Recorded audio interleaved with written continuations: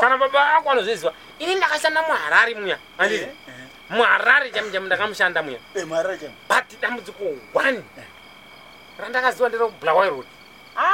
Bulawayo Road anonetsa kule munganodaka zva Bulawayo Road ka anopaisa bosi Bulawayo Road yezo tikabva kuno kupinda mukadoma handiti tapinda muna Bulawayo Road mukadoma ka tobva taenda naye ngatikoti tiri muHarare muya handiti uchibva kuno pashowground National Sports City Sports Bar ndi Bulawayo Road wopinda naye uchangonoti pinde muHarare kunoda kunoda iso watoresa mora ko ungaziramba chifura naye kudai mamona watwa mutoko ukangoyambuka kudai watwa mutoko watwa mutoko road ukaendera manyina naye ukangodarika mutoko wa Bulawayo Road watwa Bulawayo Road ukana manyina naye wa Mozambique Road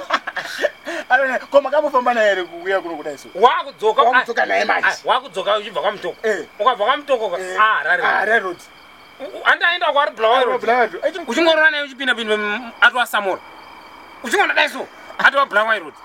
naye Bulawayo Road naye notoni unangorona Bulawayo Road uchienda chete Bulawayo Road uchagutu Bulawayo Road kadoma Bulawayo Road uchinopinda mukweku ato agweru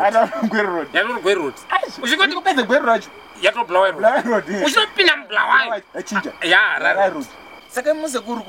kwekwe mudombo dilauts kukwekwe zvandira kunoita manje handinoona Susan wakandipa mari waita izvo ndine simenti dzandaita naSusan handiti anzati Susan ndepambepeda ende mukada kunositoshera kuna Susan you died slowly bozi unenge wati sekuru wako inini unenge wati baba vako handiti ini chimoni pajambai baba vako wodivo ivo ini bana Susan kule ini handipo paya apana Susan ini handipo kule chenesese kana usipo ipapo but mimi kwekwe mudono dila udzipo futi kule asi munhu une mari kainenge chivava musadaro plus anoona nyaya yetika ndeuti inini hanoza ndakagumira grade 6 rini ndikatoti 6 ndiye ndakatofamba nechikoro ndakadzokawo nechekuzasi kuno kuma3 ndokandagumira nechikoro saka ndira kuti ndinoona mudhara namuchemberi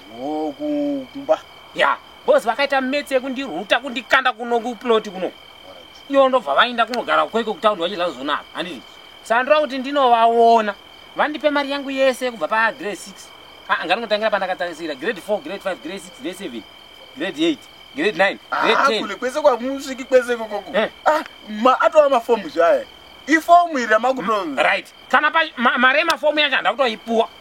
mari inonzi yedu yekubhadhira nebhimu handina kuipuwa saka mari dzese idzo dzemafomu nemari dzawataura idzodzo ndinoda kuti vanondipa mari idzodzo handiti ndidle vazisufizere kule musamoti zvinochawanika kupi kuti makamutazi kumbopinda kuchikoro kwacho ichi makadziri chiri kungoenda kuchikoro madhezi achiko ndakaramba mari ipo mabhuku aripo ndakumanda mabhuku ngava ndisvidzise fodya aiwa kana muchida kutendera izvo zvoka handingambokukurudziri kuti muende kukukule hai zipeda mutogara zvoiti ngori kuno kuploti it's after you kuda kwako or to dismiss it's after you inini I'm already to go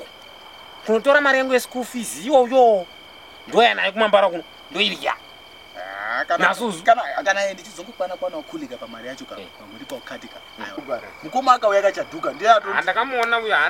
makamuona ka iwo zvinoona rongi yana chadhuka inoone kana oenda chadhuka akachata handiti akapfekedza mukadzi wake ring handiti ka iwo zvinonorova mukadzi uya autenda mukadzi uya rington